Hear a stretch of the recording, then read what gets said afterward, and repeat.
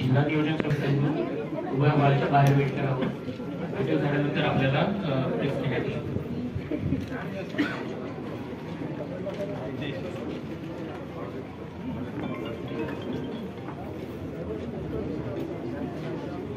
स्वागत घ्या. स्वागत झाल्यानंतर आजच्या बैठकीला उपस्थित माननीय मुख्यमंत्री महोदय सर्व स्वागत जर आहे जे जलपर्णीपासून आपल्याकडे वस्तू बनवते उमेदच्या महिला तर जागेवर माननीय जिल्हाधिकारी यांना मी विनंती करतो.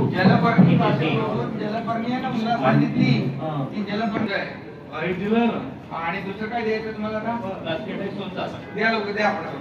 मान्य जिल्हाधिकारी महोदय हे माननीय उपमुख्यमंत्री महोदयांचं स्वागत करतो.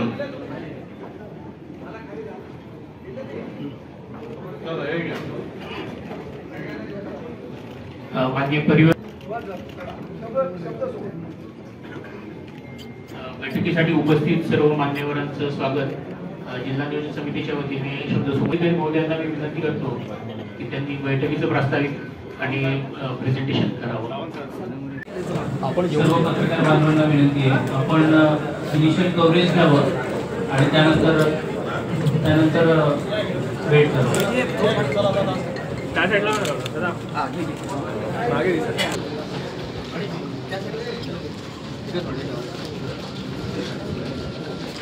जिल्हा नियोजन समितीच्या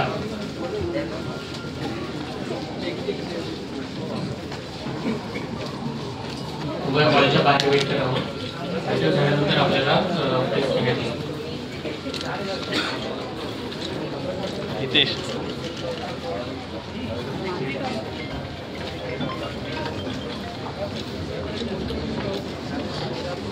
स्वागत. जिल्हा नियोजन समितीच्या आजच्या बैठकीला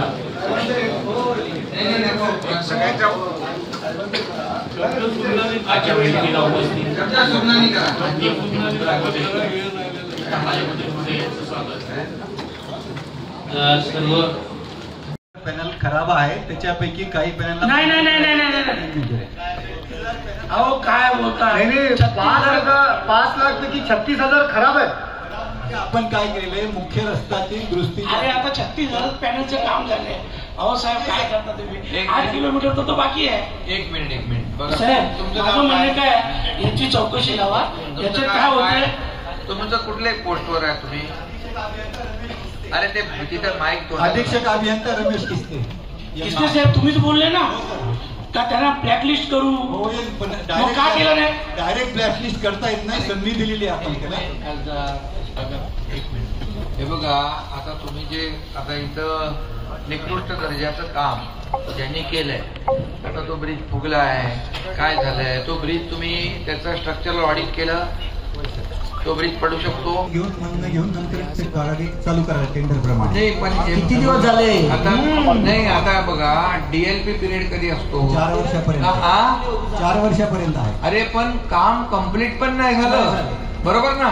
जे काम चांगलं जे पूर्ण होत असताना तर चांगलं काम करून घेण्याचं काम जबाबदारी कोणाची आहे? मग जे काम खराब झालेलं तो अधिकारी तिकडं जे ज्याची काहीतरी तुम्ही तिथं अधिकाऱ्याची जबाबदारी असेल की नाही काम चांगलं करून घेण्याची. तो कोण अधिकारी त्याच्यावर काय कारवाई केली तुम्ही?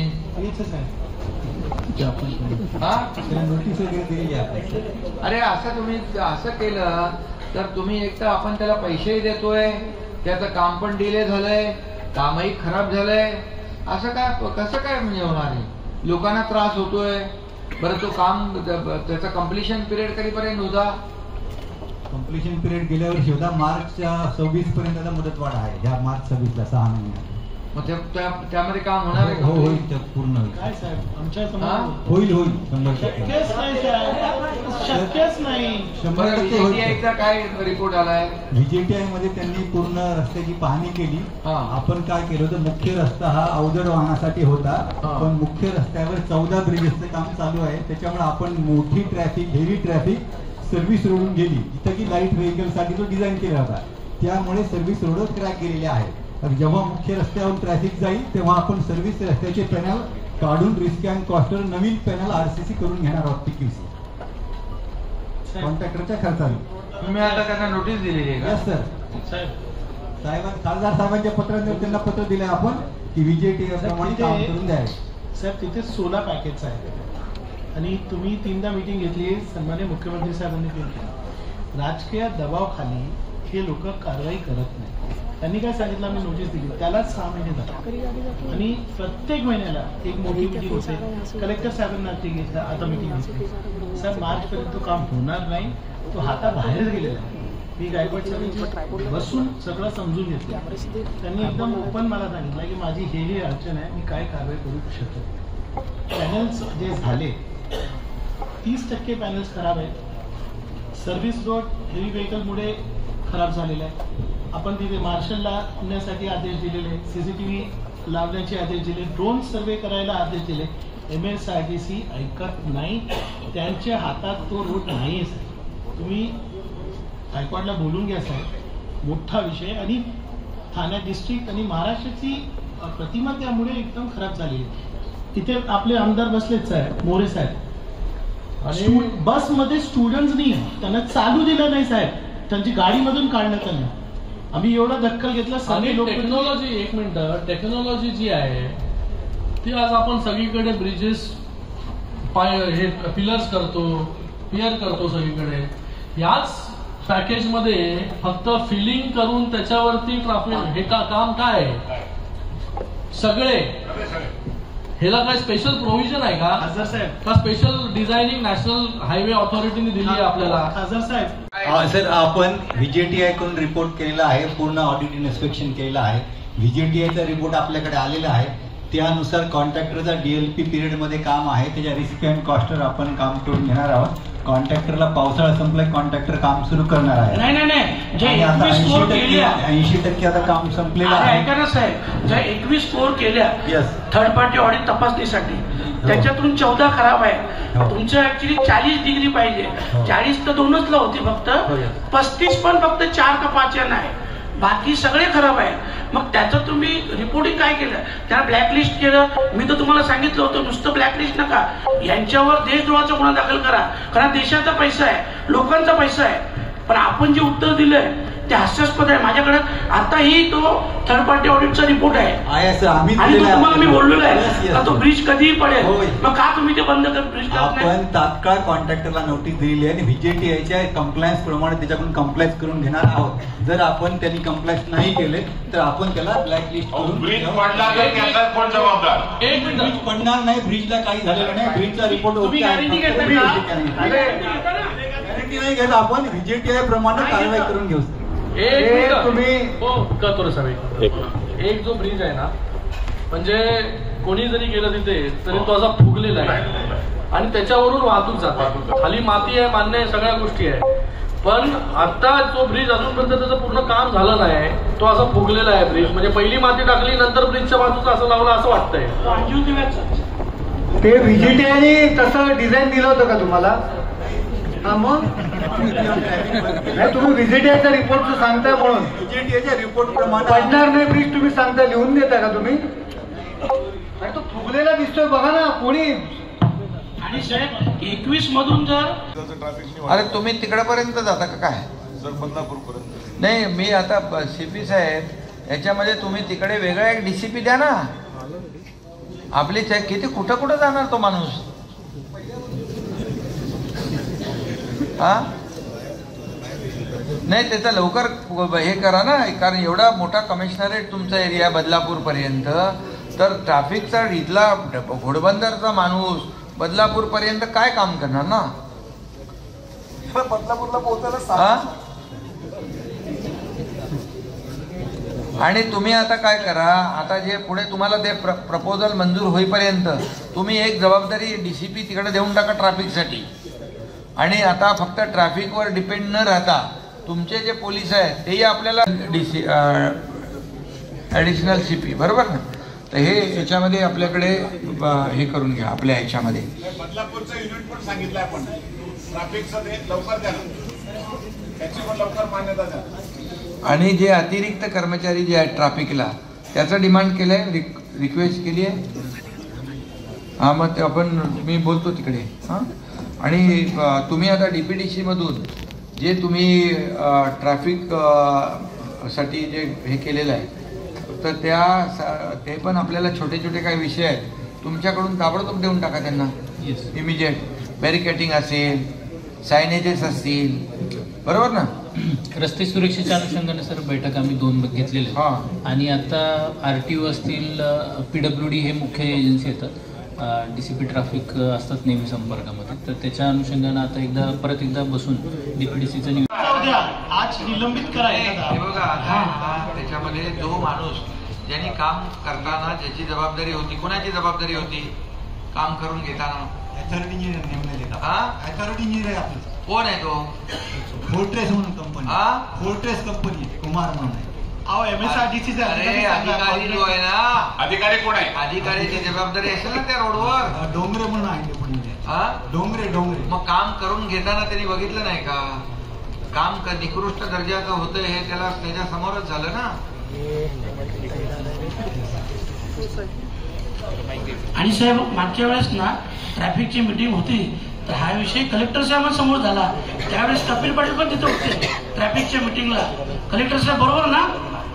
त्यावेळेस कपिल पाटील पण रहीस शेख साहेबांनी डायरेक्ट सांगितलं कपिल पाटील साहेबांचा मुलगा आहे तो, बरोबर ना? तरी सुद्धा काय होत नाही. दादासाहेब, काही जिल्ह्यातल्या या महत्वाच्या विषयाच्या बाबतीत एकदा आपण आपल्या दालनात तिकडच बैठक करावा आणि तिथल्या सचिवांसह सगळ्यांना एकदा तिथे तरच हे आमच्या जिल्ह्यातले प्रश्न मार्गी लागतील. साहेब, एवढी आपली अपेक्षा सर्वांची की एक अधिकारी MSRDCचा निलंबित. हो, मोरे साहेब बोला ना, तुम्हाला सर्वात त्रास आहे. असं आहे. हो शिरसाट साहेब, तुम्ही सगळं सांभाळताय, सगळं आम्हाला लोकप्रतिनिधींना भोगावं लागतंय. हे अशी कामं सगळीकडे अर्धवट राहतात. घोडबंदरवरनं ट्रॅफिक होतं, इथली भैवंडीची ट्रॅफिक जी डायव्हर्ट होते तिकडे रस्ते खराब आहेत, इकडे सगळीकडे इकडनं वळते. त्या पालघरला जाताना तिकडे 4-4 तास 5-5 तास त्या ठिकाणी ट्रॅफिक जाम होते. एखादा मुलगा बिचारा हॉस्पिटलमध्ये जायचा असेल तो तिकडे मृत होतो 2 वर्षाचा. लोकप्रतिनिधींवर आरोप केले जातात, उपमुख्यमंत्री, मंत्री आणि बाकीचे आमदार खासदारांवर आरोप केले जातात. ह्या लोकांमुळे जर अशा पद्धतीनं होत असेल तर साहेब त्यांना सस्पेंड करायला पाहिजे. बरोबर आहे. तुमच्या अडचणी सांगा ना, तुमचे प्रॉब्लेम सांगा, तुमचे प्रॉब्लेम सांगा, जे आम्हाला सांगता ते सांगा. आम्हाला सगळं भोगावं लागतं आणि सगळं ट्रॅफिक हे घोडबंदरवर डायव्हर्ट होते आणि त्यामुळे ट्रॅफिक जामची समस्या निर्माण होते. सर, मुख्यतः ठाणा सेंट्रल प्लेस आहे, याला कनेक्टिंग JNPTचं कनेक्टिंग ट्रॅफिक येतं. आता समृद्धी झाल्यामुळे जे मराठवाड्याचं ट्रॅफिक लोणावळा पुणे मार्गे येत होतं ते आता चालू आहे. सर, जे मराठवाड्याचं ट्रॅफिक किंवा विदर्भाचं ट्रॅफिक जे नगर पुणा या मार्गे येत होतं आता ते पूर्ण ट्रॅफिक समृद्धीवर शिफ्ट झालेलं आहे. आणि समृद्धीच्या पूर्ण कामाच्या ह्याच्यात 4 महत्वाचे 4 बॉटलनेक आहेत. एक पिंपळसचा बॉटलनेक, जसं ठाणा आल्यानंतर पहिला पिंपळस ROB आहे, त्याचा बॉटलनेक आहे. तर तो सर अजून 1.5 ते 2 वर्षे पूर्ण होईल का नाही गॅरंटी नाही, कारण त्याचे पाईल फाउंडेशनच झालेले नाही. मध्ये त्या ब्रिजला जवळपास 15 ते 16 फुटाचं भगदाड पडलं होतं, तर एकच फक्त लेन चालू होती. म्हणजे ठाण्याला अटॅक येण्याची परिस्थिती आली होती. ते 3 ते 4 दिवसात त्या याला साईडनी MSRDCनी त्यांच्या कॉन्ट्रॅक्टरकडनं मातीचं भराव टाकून घेतला. तो जो खड्डा केलेला होता तो पूर्ण भरून घेतला आणि त्याचं थोडंसं आपलं राहिलं. तिथं जी सर. उद्या डोंगरे दिसला तर तुम्हाला सस्पेंड करणार नाही सर. इमिजिएट ताबडतोब करा. आणि तुम्ही डे टू डे मॉनिटरिंग करा त्या ठिकाणी. आता बघा पाऊस जवळजवळ बंद होत आलाय. आता तुम्हाला ताबडतोब काम करायला तिथं संधी आहे. आणि मार्च पर्यंत तुमचा तो पिरियड त्यांना आहे ना, मार्चच्या अगोदर तुम्ही हे काम करून टाका. आणि जे DLP मध्ये जी जबाबदारी आहे ती त्यांच्याकडून करून घ्या इमिजिएट. Yes sir. आणि कलेक्टर तुम्ही याच्यामध्ये मॉनिटरिंग करा या रस्त्याबद्दल. ठीक, थँक्यू. आणि दुसरं याच्यामध्ये जे ट्रॅफिकसाठी जे ब्लॅक स्पॉट आहेत, ऍक्सिडेंटचे स्पॉट आहेत आणि जिथे ट्रॅफिक होते आहे, तर ते सगळे तुम्ही तुमच्या ट्रॅफिक पोलीस आहेत आपले शिरसाट, तुम्ही कलेक्टर साहेबांना सांगा तुम्हाला कुठं कुठं तुम्हाला बॅरिकेडिंग पाहिजे. आपल्याला बघा short term, mid term, long term काम करायचं आहे. एकदम तुम्ही सांगाल कॉन्क्रीटचे रोड तर लगेच एका महिन्यात होणार नाही, ते पण करू आपण. पण तुम्हाला आता ताबडतोब समजा काही ठिकाणी कट असतील, त्या कटवर ट्रॅफिक होत असेल तर तो तुम्हाला कट बंद करायला लागेल. थोडं वाहनं पुढे जाऊन येतील वळवून. असं आपण ठाणे शहरामध्ये काही ठिकाणी केलंय. भिवंडीत पण ट्रॅफिकचं आपण जसं म्हणले डायव्हर्जन करायचं, तसं भिवंडी आणि कल्याणमध्ये आपण सहजानंद चौक होता त्या ठिकाणी आपण वन वेज केलं, त्यामुळे त्याचा चांगला परिणाम झाला आणि बऱ्यापैकी आता तिथलं ट्रॅफिक नाही. अरे तुम्ही तिकडेपर्यंत जाता का काय? सर बदलापूर पर्यंत नाही, मी आता CP साहेब याच्यामध्ये तुम्ही तिकडे वेगळा एक DCP द्या ना. आपली किती कुठं कुठं जाणार तो माणूस. हा नाही, त्याचं लवकर हे करा ना, कारण एवढा मोठा कमिशनरेट तुमचा एरिया बदलापूर पर्यंत, तर ट्रॅफिकचा इथला घोडबंदरचा माणूस बदलापूर पर्यंत काय काम करणार ना. बदलापूरला पोहोचायला. आणि तुम्ही आता काय करा, आता जे पुढे तुम्हाला ते प्रपोजल मंजूर होईपर्यंत तुम्ही एक जबाबदारी DCP तिकडे देऊन टाका ट्रॅफिकसाठी. आणि आता फक्त ट्रॅफिकवर डिपेंड न राहता तुमचे जे पोलीस आहेत तेही आपल्याला याच्यामध्ये यांच्या मदतीला द्यायला लागतील. ते करा. तुमचं बाजूला आपल्या नवी मुंबई आहे, नवी मुंबई पण तुम्हाला पण तिकडून येणारी वाहनं जी आता मॉनिटर करायला लागतात आपल्याला. खराब आहे किंवा इकडे सगळीकडे इकडनं वळते. त्या पालघरला जाताना तिकडे 4-4 तास 5-5 तास त्या ठिकाणी ट्रॅफिक जाम होते. एखादा मुलगा बिचारा हॉस्पिटलमध्ये जायचा असेल तो तिकडे मृत होतो 2 वर्षाचा. लोकप्रतिनिधींवर आरोप केले जातात, उपमुख्यमंत्री, मंत्री आणि बाकीचे आमदार खासदारांवर आरोप केले जातात.